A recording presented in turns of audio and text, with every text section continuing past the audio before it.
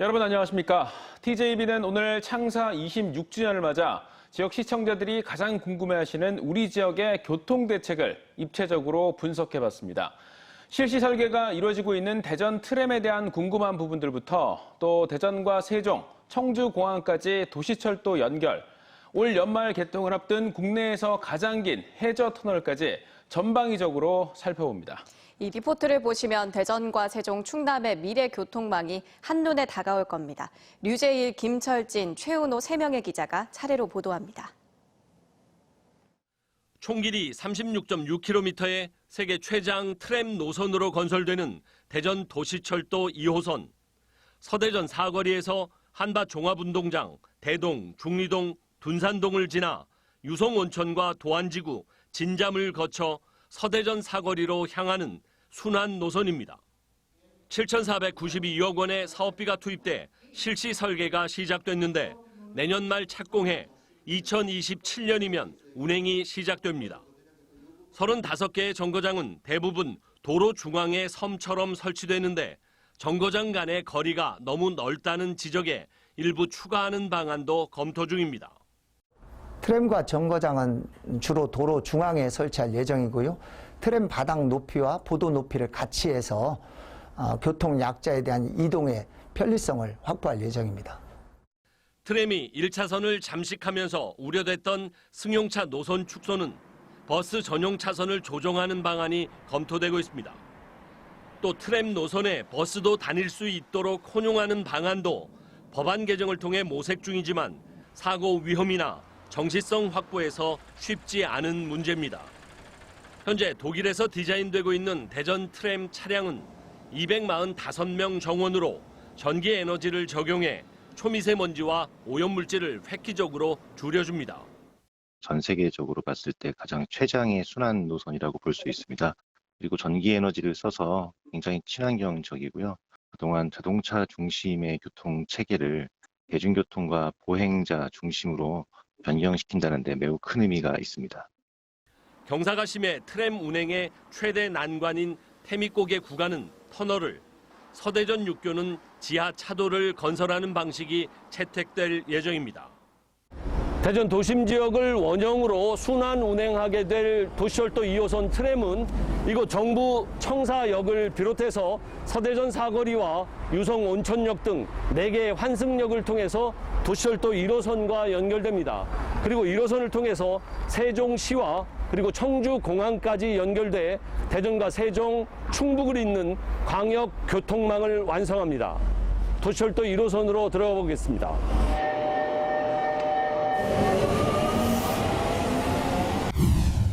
이곳은 대전 도시철도 1호선의 종점인 대전 반성역입니다. 이곳 반성역의 승하차객은 최근 몇 년 사이 급속히 늘면서 대전 도심의 주요 역보다도 더 많은 시민들로 붐비고 있습니다. 이렇게 시민들이 몰리는 이유, 대전과 세종을 출퇴근하는 시민들이 늘었기 때문입니다. 대전과 세종을 잇는 유일한 대중교통인 BRT 버스를 타기 위해 시민들은 지하철에서 내려 80m가량을 이동해야만 합니다. 제가 지하철을 아무리 일찍 타고 나와도 버스를 많이 기다리거나 하는 상황이 있어서 불편한 것 같아요. 하지만 이제 더 이상 지하철에서 내려 환승할 필요가 없습니다. 제4차 국가철도망 초안에 대전과 세종, 충북을 잇는 광역철도 신설 계획이 반영돼 대전 도시철도가 정부 세종청사까지 직통으로 연장될 전망입니다. 세종터미널과 나성동 등 세종 도심을 지나 정부 세종청사로 가는 14km 규모의 도시철도가 신설되면 반석에서 16분, 정부 대전청사에서도 35분이면 세종 도심에 도착합니다.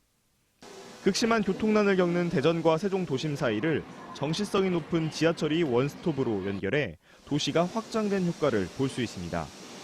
특히 대전 1호선 연장 계획은 국가철도망 계획 중 지역에선 가장 높은 사업성을 가지고 있어 빠른 추진이 예상되는데 2030년 완공이 목표입니다. 대전 세종 간 도로의 교통량이 연평균 15% 정도씩 급증하고 있기 때문에 이 도로의 혼잡도 개선에 크게 도움이 될 것으로 기대가 되고요. 충청권 메가시티 구축에도 한 걸음 더 다가설 수 있을 것으로 기대됩니다. 4차 국가철도망 계획의 또 다른 핵심은 기존 충북선을 활용한 세종시와 청주공항 연결.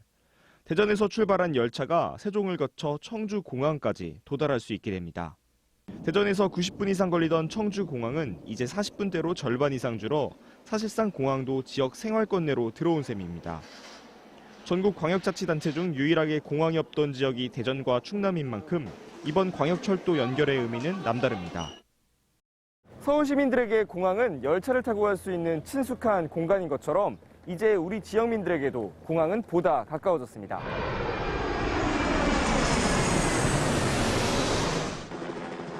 이곳은 보령시 대천항 인근에 있는 해저터널 입구입니다. 올해 말 완공 예정인데 현재는 바닥 공사가 진행되고 있다고 합니다. 현장의 안내를 받아 함께 들어가 보겠습니다.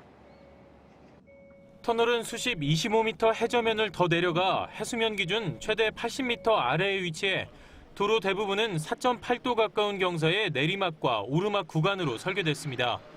현재는 바닥 공사와 벽면 타일 작업이 4분의 1가량 진행됐는데 올해 말 개통되면 이곳으로 일평균 10,000대의 차량이 통행할 것으로 기대됩니다.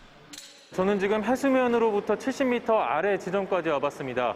보시는 것처럼 보령 해저터널은 편도 2차선, 왕복 4차선의 도로로 건설되는데 총 길이 6.9km 길이로 전 세계에서 5번째, 국내에서는 가장 긴 해저터널로 기록됩니다.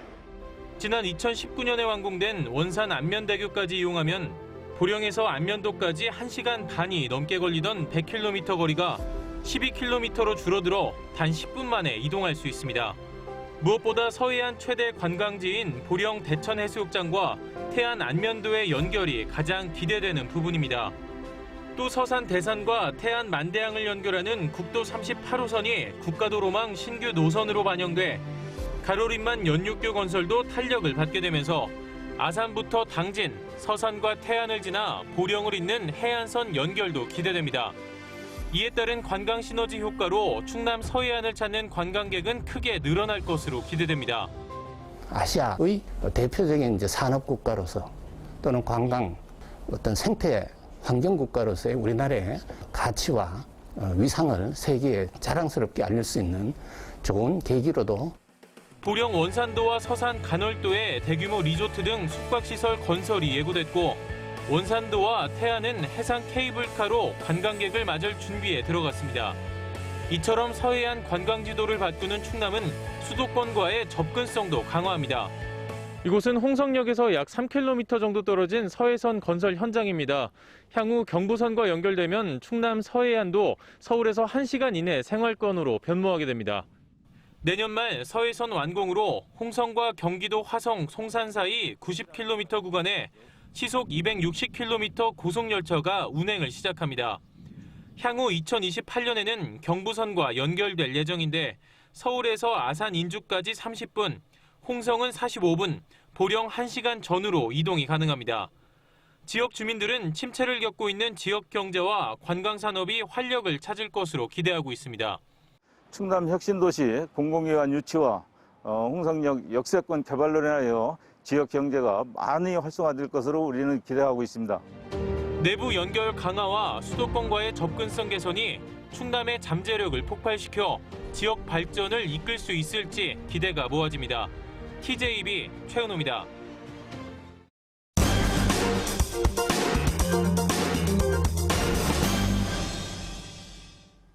코로나19로 비대면 무인 점포가 최근 많이 생겼는데 이런 것만 골라 털어온 20대가 검거됐습니다. 교도소에서 배운 기술을 활용했다고 합니다.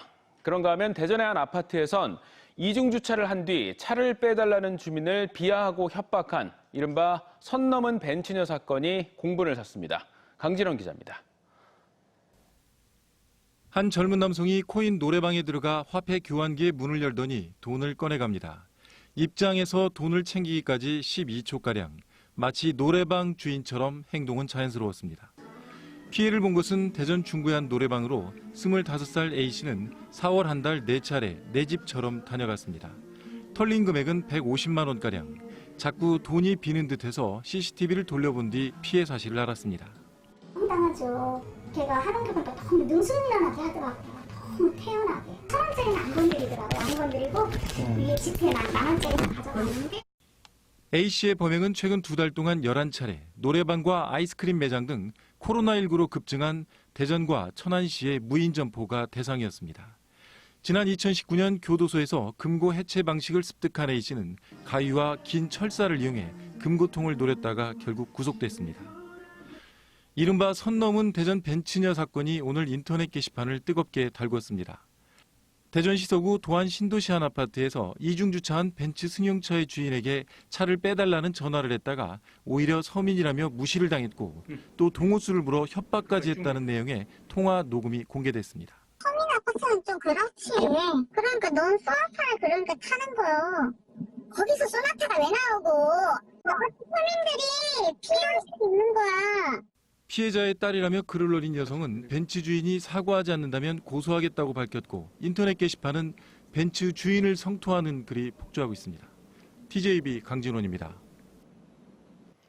내년 대선을 앞두고 여야 대권주자들의 행보가 빨라지고 있습니다. 충청권에선 민주당 양승조 충남지사가 대선 출마를 공식 선언했고 충청권과 연고가 있는 윤석열 전 검찰청장도 관심사인데 충청 대망론 이번엔 이뤄질 수 있을지 서울방송센터 김성민 기자가 살펴봤습니다. 앞으로 10개월 뒤면 제 뒤에 보이는 청와대 주인이 가려지게 됩니다. 충청권에는 충청 대망론이 실현될지가 관심인데 충청권 대권 주자들이 청와대에 입성할지 여부에 이목이 쏠리고 있습니다. 민주당에선 최근 대선 출마를 선언한 양승조 충남지사의 행보가 주목받고 있습니다. 양 지사는 대선 출마 장소로 세종시를 택했는데 노무현 전 대통령의 국가 균형 발전 철학에 깃든 곳이자 자신이 국회의원 시절인 지난 2010년 세종시 수정안 저지를 위해 22일 동안 단식한 장소이기도 합니다. 앞으로 국가 균형 발전 철학을 강조하고 당내는 물론 전국적인 지지를 얻겠다는 전략으로 보입니다. 국회의장과 청와대 의견을 통하여 행정소들을 완성해 내겠습니다. 지역을 살리고 구른 균형 발전 속에 함께 잘 사는 대한민국을 만들어야 합니다. 양승조 충남지사는 당내 경선 과정에서 얼마나 경쟁력을 확보할지가 관건입니다. 이낙연, 이재명, 정세균, 이른바 민주당 빅3 대권 주자들도 새 분리기와 지지층 확보에 나섰는데 경선 과정에서 양 지사가 다른 후보와 차별성을 어떻게 부각시킬지가 과제입니다. 양승조 지사는 얼마 전 기자간담회에서 현재의 지지율로 판단할 것이 아니라 앞으로가 더 중요하고 특히 내가 행복한 대한민국이란 슬로건과 균형 발전의 정치 철학으로 지지를 얻겠다고 밝힌 바 있습니다. 부친의 고향이 공주인 윤석열 전 검찰총장의 행보도 주목됩니다. 윤 전 총장은 아직까지 정계 입문과 대선 출마 입장을 표명하지 않고 조용한 행보를 이어가고 있는데 언제 정치권에 안착할지가 초미의 관심사입니다. 윤 전 총장이 국민의힘과 결합할지 아니면 국민의힘과 거리를 두고 제3지대를 선택할지에 따라 정계 개편의 방향이 달라질 수 있습니다. 또 윤 전 총장을 지지하는 충청 인사들이 적지 않은 만큼 충청권 정치 지형 변화에도 영향이 예상됩니다. 충청권이 역대 대선에서 전체 판세를 좌우해온 점을 감안하면 이번 대선 역시 충청권 대권 주자들의 존재감과 역할이 중요해질 전망입니다. TJB 김성민입니다. 아마 웬만한 대전 시민들은 다 요긴하게 쓰고 계실 텐데요. 대전 지역 화폐인 온통대전이 출시 1주년을 맞았습니다. 원래 10%를 돌려주는 캐시백, 즉 10% 할인이었는데 지역 내 소비 효과가 당초 예상을 크게 웃돌면서 내일부터 이달 말까지는 15%, 100만 원까지 돌려받습니다. 이재공 기자입니다. 대전의 한 초밥집, 식사를 마친 손님이 대전 지역 화폐인 온통대전으로 결제합니다. 결제 금액의 15%는 캐시백으로 돌려받습니다. 온통대전 출시 1주년을 맞아 오늘부터 온통 세일이 진행되는데 기존엔 결제 금액의 10% 캐시백에 월 50만 원 한도였지만 이달 말까지 추가로 15%에 100만 원까지 확대됩니다. 코로나19로 가뜩이나 어려운 소상공인들에겐 매출이 그만큼 더 늘어 큰 도움이 기대됩니다. 원래 목표 매출 달성하기가 조금 어려울 수 있다 이렇게 판단했었는데 이제 온통대전으로 이제 계산해 주시는 분들이 좀 많아서 아무래도 그것 때문에 원래 저희가 달성하려고 했던 목표보다 한 15%, 20% 정도 더 달성하지 않았나 생각이 됩니다. 온통대전은 지난해 9천억 원이 발행됐고 올해는 1조 3천억 원으로 발행 금액이 크게 늘었습니다. 온통 대전 발행으로 추가 창출된 순소비 규모는 3,500억 원, 다른 지역에서 대전으로 구매처가 옮겨온 금액이 2천억 원, 대형마트나 온라인 쇼핑 대신 소상공인 매출로 이어진 소비는 3,900억 원으로 분석됩니다. 생산 유발 효과는 4,300억 원, 취업 유발 효과는 6,400명으로 나타났습니다. 대전시는 온통대전 출시 1주년을 기념한 행사를 은흥정이 거리에서 열고 저소득 소상공인 가정 청소년 200명에게 한 사람에 50만 원씩 모두 1억 원의 장학금을 전달했습니다. 온통대전은 지역 경제에 파급 효과가 크지만 캐시백은 예산이 떨어지면 지원이 줄게 되고 캐시백 외에 이용자들의 유인책이 부족한 점은 개선해야 할 부분입니다. 캐시백 이외에도 대중교통 이용 마일리지 등 온통 대전을 다양하게 사용할 수 있도록 기획해 나가고 또한 인근 지자체와 연계해서 지역화폐를 광역화하는 사업도 함께 추진하도록 하겠습니다.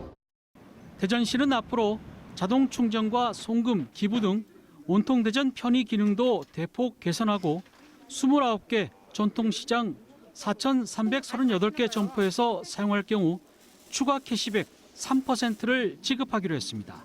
TJB 이재군입니다. 대전, 세종, 충남에서 소규모 교회와 어린이집 등을 통한 코로나19 감염이 확산되고 있습니다. 대전에선 대덕구 교회 교인과 가족, 지인 등 9명의 확진자가 추가됐고 세종에서도 이 교회 예배에 참석한 40대 부부 2명이 확진돼 관련 누적 확진자는 46명으로 늘었습니다. 충남에선 아산의 한 어린이집 원생과 가족 등 2명이 확진 판정을 받아 관련 확진자가 12명이 됐고 천안시청의 공무원 집단 감염과 관련해서 확진자의 지인이 양성 판정을 받아 관련 누적 확진자가 10명이 됐습니다. 청와대 하명 수사 의혹으로 재판을 받고 있는 민주당 황운하 의원이 국민의힘 김기현 원내대표의 형과 동생을 변호사법 위반 혐의 등으로 경찰에 고발했습니다. 울산경찰청은 이달 초 고발장을 국가수사본부로부터 넘겨받아 수사 중입니다.